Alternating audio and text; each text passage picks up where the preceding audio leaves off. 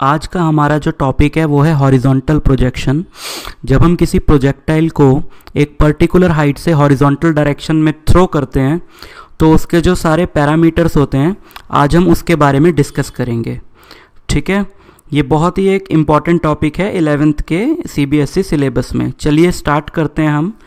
देखो, जैसे ये एक हाइट है, h हाइट हम लेंगे इसको, और इस हाइट से हमने हॉरिजॉन्टल डायरेक्शन में u वेलोसिटी से एक बॉडी को थ्रो किया है।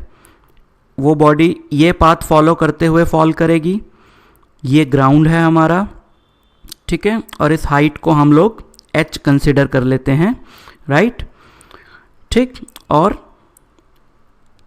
तो देखिए हॉरिजॉन्टल डायरेक्शन में इसकी वेलोसिटी होगी u, राइट, और वर्टिकल डायरेक्शन में इसकी वेलोसिटी होगी 0, क्योंकि इसकी कोई वेलोसिटी थी ही नहीं जब हमने इसको प्रोजेक्ट किया था। वर्टिकल डायरेक्शन में तो कोई वेलोसिटी नहीं थी।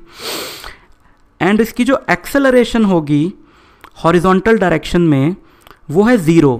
फिलहाल हम एयर फ्रिक्शन को इग्नोर कर देते हैं, तो हॉरिजॉन्टल डायरेक्शन में इसमें कोई भी एक्सेलरेशन नहीं होगी, दैट इज़ 0। और इसकी जो वर्टिकल डायरेक्शन में एक्सेलरेशन होगी वो होगी g। ठीक है, वो इसलिए ये डिपेंड करता है कि हमने एक्सिस की डायरेक्शन क्या ली है, राइट। अगर हम डाउनवर्ड डायरेक्शन को पॉजिटिव y और राइट को पॉजिटिव x ले रहे हैं तो उसके अकॉर्डिंग ay होगा प्लस g। चलिए अब हम इसकी पाथ की इक्वेशन को डिस्कस करते हैं। इक्वेशन ऑफ पाथ मतलब ये जो पाथ फॉलो करते हुए बॉडी फॉल की है, इस पे जितने भी पॉइंट्स लाई करते हैं उनके बीच में क्या रिलेशन है। हॉरिजॉन्टल डायरेक्शन में इसकी जो इक्वेशन होगी uxt plus half axt square होगी। ये x होगा इसका horizontal distance at any time t। इसमें अगर हम लोग सारी वैल्यूज पुट करें तो हमें मिलेगा ut plus half 0t square, और उससे हमें मिल जाएगा x की value which is x equal to ut, right. ठीक है, इससे हम t की वैल्यू निकाल लेते हैं which is x by u। ये हमारे काम आएगी अगले स्टेप में। ठीक है, इसको 1 ले लेते हैं। और इसकी जो वर्टिकल डायरेक्शन की इक्वेशन है वो है uyt plus half ayt square. इसमें भी हम वैल्यूज पुट कर देते हैं तो हमें मिलेगा y equal to 0t plus half gt square, right. अब हम t की अगर वैल्यू, इसको 2 कंसिडर कर लेते हैं, अगर हम t की वैल्यू पुट करते हैं इसमें फर्स्ट से तो हमें मिलेगा finally y equal to g by u square into x square which is the equation of projectile. और ये क्योंकि क्वाड्रेटिक इक्वेशन है तो इससे हमें पता चलता है कि जो इसका जो पाथ है वो पैराबोलिक है, right. Second is time of flight. Time of flight क्या है, देखिए, the amount of time a projectile spends in air is called time of flight. मतलब जितनी देर में वो हवा में रहा उसे टाइम ऑफ फ्लाइट बोलते हैं।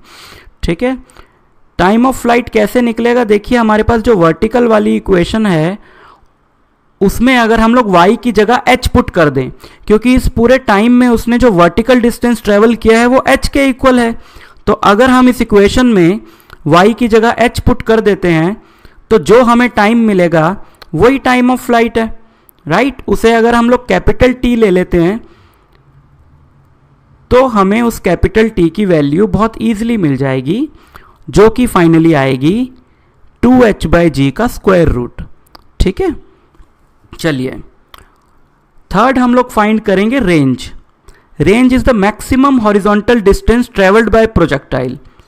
रेंज क्या है, देखिए हमने इस हाइट से प्रोजेक्टाइल को h हाइट से थ्रो किया था, और सपोज वो इतने डिस्टेंस पर जाके फॉल करता है तो इसी हॉरिजॉन्टल डिस्टेंस को हम लोग रेंज बोलते हैं।